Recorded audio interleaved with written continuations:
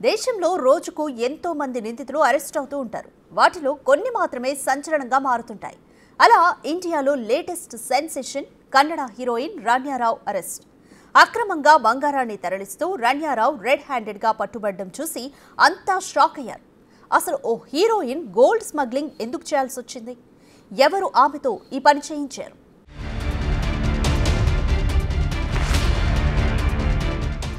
Gold smuggling దేశంలో కొత్తేమీ కాదు. ఇండియాలోని ఎన్నో ఎయిర్పోర్టుల్లో ఏదో ఒక చోట విదేశాల నుంచి అక్రమ మార్గంలో బంగారం తీసుకొస్తూ పట్టుబడే స్మగ్లర్లు ఉంటూనే ఉంటారు. అయినా బంగారం అక్రమ రవాణా ఆగట్లేదు. ఎయిర్పోర్టుల్లో పట్టుబడే వారి సంఖ్య తగ్గట్లేదు. ఇదే కోవలో కన్నడ నటి రన్యారావు బంగారం తరలిస్తూ పట్టుబడటం సంచలనంగా మారింది. ఆమె తరచుగా దుబాయ్ వెళ్లి అక్రమంగా బంగారం తీసుకొస్తోందని తెలుసుకున్న పోలీసులు పక్కాగా నిఘా వేసి మరీ పట్టేశారు. 14 కిలోల 800 గ్రాముల బంగారాన్ని తన దుస్తుల్లో దాచి తీసుకొస్తోన్న రన్యాని బెంగుళూరులోని కెంపెగౌడ ఇంటర్నేషనల్ ఎయిర్పోర్టులో డైరెక్టర్ ఆఫ్ రెవెన్యూ ఇంటెలిజెన్స్ అధికారులు అరెస్టు చేశారు. గత 15 రోజుల్లో రన్యారావు 4 సార్లు దుబాయ్ వెళ్లింది. తరచుగా దుబాయ్ వెళ్లి వస్తుండటంతో డిఆర్ఐ అధికారులు ఆమెపై నిఘా పెట్టారు. పక్కా ప్లాన్ ప్రకారం అరెస్టు చేశారు. రన్యారావు దుబాయ్ నుంచి అక్రమంగా తీసుకొస్తున్న 14.8 కిలోల బంగారాన్ని డిఆర్ఐ అధికారులు స్వాధీనం చేసుకున్నారు. ఆ గోల్డ్ విలువ 12 కోట్లుంటుంది.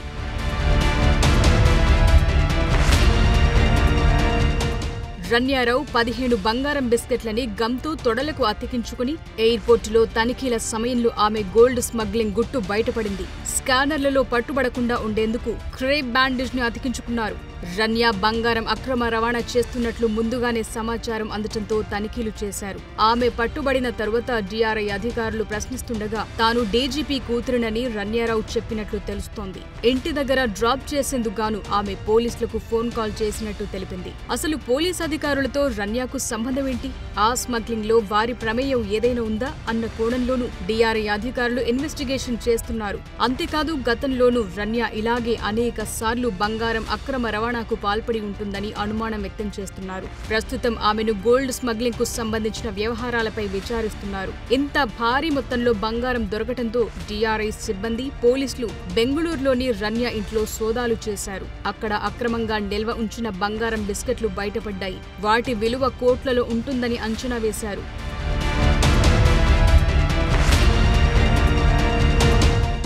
రన్యారావు స్వస్థలం చిక్మగళూరు. ఆమె తండ్రి కర్ణాటక క్యాడర్ కు చెందిన డీజీపీ స్థాయి ఐపీఎస్ అధికారి. అయినప్పటికీ రన్యారావు ఎందుకు గోల్డ్ స్మగ్లింగ్ లోకి దిగిందనేది ఎవ్వరికీ అంతుపట్టడం లేదు. దేని వెనుక పెద్ద తలకాయల పాత్ర ఉందని అనుమానిస్తున్నారు. ఇప్పుడు ఈ వ్యవహారం సీనియర్ ఐపీఎస్ అధికారి అయిన రన్యారావు సవతి తండ్రి మెడకు చుట్టుకునేలా కనిపిస్తోంది. ఆయన్ని కూడా ప్రశ్నించేందుకు సిద్ధమవుతోంది డిఆర్ఐ. అదేవిధంగా రన్యారావుకు ఎస్కార్ట్గా వచ్చిన పోలీసులపైన దృష్టి పెట్టారు. గోల్డ్ స్మగ్లింగ్ లో ఎవరెవరి పాత్ర ఉందనే దానిపై ఆరా తీస్తున్నారు. మనీ లాండరింగ్ కోణంలోనూ రన్యారావును ప్రశ్నించేందుకు రెడీ అవుతున్నారు. ఆవిడ ఇంట్లో జరిపిన సోదాల్లోనూ కోట్ల విలువ చేసే బంగారంతో పాటు కోట్లాది రూపాయల నగదు పట్టుబడింది.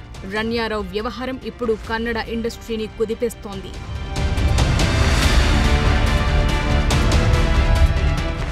రన్యారావు దుబాయ్ నుంచి ఢిల్లీ మీదుగా బెంగుళూరుకి గోల్డ్ స్మగ్లింగ్ చేస్తున్నట్టు గుర్తించారు. గతంలోనూ వారం రోజుల్లో 4 సార్లు దుబాయ్ వెళ్లొచ్చింది. దాంతో ఆవిడ చేసే గోల్డ్ స్మగ్లింగ్ వెనుక పెద్దల పాత్ర ఉన్నట్లు అనుమానిస్తున్నారు. ప్రతిసారి తాను డీజీపీ కూతురినని చెప్తూ వ్యక్తిగత తనిఖీల నుంచి తప్పించుకున్నట్లు తెలుస్తోంది.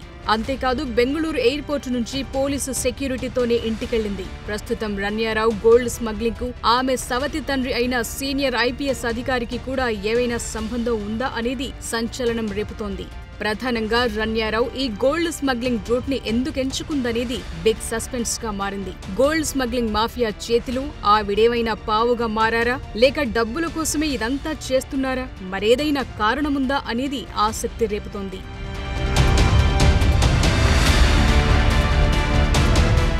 రన్యారావు అరెస్ట్ ఎపిసోడ్తో ఇండియాలో గోల్డ్ స్మగ్లింగ్ నెట్వర్క్ పై చర్చ మొదలైంది. ఈ మాఫియా ఎలా పనిచేస్తోంది? తమ బంగారం అక్రమ రవాణా దందాకు సామాన్యుల నుంచి సెలబ్రిటీల దాకా ఎలా వలవేస్తోందన్నది ప్రశ్నార్థకంగా మారింది. ఎక్కువగా దుబాయ్ నుంచే ఇండియాకు బంగారం స్మగ్లింగ్ చేసేందుకు కారణాలేంటి? గోల్డ్ స్మగ్లింగ్ వెనుకున్న అసలు నిజాలేంటి?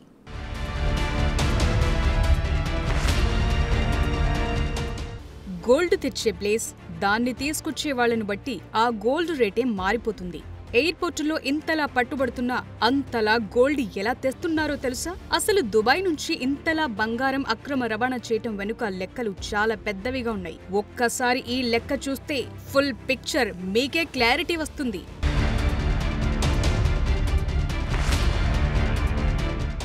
దుబాయ్లో 24 క్యారెట్ల బంగారం ధర గ్రాముకు 345 దిర్హంలు, అంటే మన కరెన్సీలో గ్రాముకు 8,182 రూపాయలు. ఆ గోల్డ్ హైదరాబాద్ చేరితే దాని రేట్ 8,912కు పెరుగుతుంది. అంటే గ్రామ్ గోల్డ్ ధరలోనే 730 రూపాయల తేడా ఉంటుంది. అంటే దుబాయ్తో పోలిస్తే ప్రతి కిలోకు 7,30,000 రూపాయలు పెరుగుతుంది. అలా రన్యారావు ఒక్క ట్రిప్లోనే 14.8 కిలోల బంగారాన్ని అక్రమంగా తీసుకురావటం ద్వారా కోటి పైనే సంపాదిస్తుంది. అయితే స్మగ్లింగ్ కు బంగారం రవాణా, రిస్క్, మధ్యవర్తులకు చెల్లించే ఖర్చు లాంటివి సుమారుగా 1,00,000 నుంచి 2 లక్షల దాకా ఉండొచ్చు.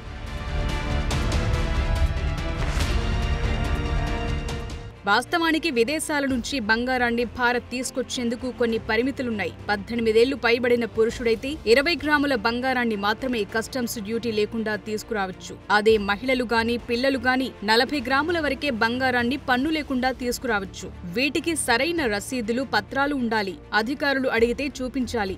డ్యూటీ ఫ్రీ లిమిట్ కంటే ఎక్కువ బంగారం ఉంటే ఎయిర్పోర్టులోని కస్టమ్స్ విభాగంలో తెలియచేయాలి. లేని పక్షంలో అధికారులు ఆ బంగారాన్ని జప్తు చేస్తారు. డ్యూటీ ఫ్రీ బంగారం అంటే అది ఆభరణాల రూపంలో ఉండాలి. అలా కాకుండా గోల్డ్ కాయిన్స్, గోల్డ్ బార్స్ లాంటివి తీసుకొస్తే కస్టమ్స్ సుంకం వర్తిస్తుంది.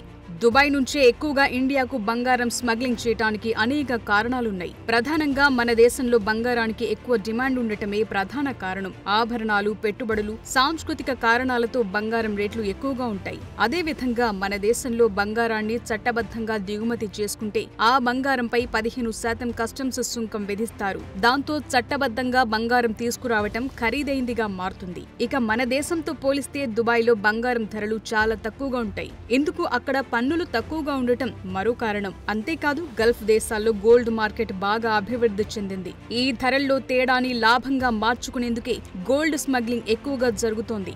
బంగారాన్ని చట్టబద్ధంగా తీసుకురావాలంటే కస్టమ్స్ డ్యూటీ చెల్లించాలి. అదే స్మగ్లింగ్ ద్వారా తీసుకొస్తే సుంకాలు చెల్లించాల్సిన అవసరం లేదు. అలా తెచ్చిన బంగారాన్ని లోకల్ మార్కెట్లో ఎక్కువ ధరకు అమ్మితే గోల్డ్ స్మగ్లింగ్ మాఫియాకు ఎక్కువ లాభాలొస్తాయి. ఇక దుబాయ్ నుంచి ఇండియాకు రోజు అనేక విమానాలు తిరుగుతుంటాయి. షిప్పింగ్ రూట్లు కూడా బాగానే ఉన్నాయి. దాంతో స్మగ్లింగ్ చాలా సులువుగా జరుగుతోంది. చాలా మంది స్మగ్లర్లు బంగారాన్ని తమ శరీరంలోనూ, దుస్తుల్లోనూ, వస్తువుల్లోనూ దాచి తీసుకొస్తున్నారు. ఈ క్రమంలో కొందరు పట్టుబడుతున్నారు, ఇంకొందరు సేఫ్ గా బయటపడుతున్నారు. ఈ గోల్డ్ స్మగ్లింగ్ మాఫియా డబ్బుల ఆశ చూపి సామాన్యుల నుంచి రన్యారావు లాంటి సెలబ్రిటీల దాకా ప్రతి ఒక్కరికి బలవేస్తోంది. తమ అక్రమ బంగారం దందా కోసం వాడుకుంటోంది. చాలా మంది సామాన్య ప్రయాణికులకు ఈ బంగారం అక్రమ రవాణాకు సంబంధించిన చట్టాలపై అవగాహన తక్కువగా ఉంటుంది. అందువల్ల గోల్డ్ స్మగ్లింగ్ మాఫియా అలాంటి వాళ్లందరినీ తమ లాభాల కోసం వాడుకుంటోంది. ఈ కారణాలతో బంగారం అక్రమ రవాణాకు దుబాయ్ ప్రధాన కేంద్రంగా మారింది. దుబాయ్ నుంచి రన్యారావు 14.8 కిలోల బంగారాన్ని తీసుకొచ్చింది. అందులో ఎక్కువ భాగం ఆభరణాల రూపంలోనూ, మిగిలింది బట్టల్లోనూ దాచింది. అయితే ఆమె ఒంటరిగానే గోల్డ్ స్మగ్లింగ్ కు పాల్పడుతుందా, లేక దుబాయ్, ఇండియా మధ్య నడిచే పెద్ద గోల్డ్ స్మగ్లింగ్ నెట్వర్క్ లో భాగంగా ఉందా అనే దానిపై దర్యాప్తు చేస్తున్నారు. ఏదేమైనా బంగారం అక్రమ రవాణా ఇండియాలో పెద్ద సమస్యగా కొనసాగుతోంది. భారత ప్రభుత్వం దీన్ని అరికట్టేందుకు కఠిన చర్యలు తీసుకుంటున్నప్పటికీ లాభాల ఆశతో గోల్డ్ స్మగ్లింగ్ ఇంకా కొనసాగుతోంది. దీనికి పూర్తి స్థాయిలో ఎప్పటికి చెక్ పడుతుందనేది ఎవ్వరూ ఖచ్చితంగా చెప్పలేకపోతున్నారు.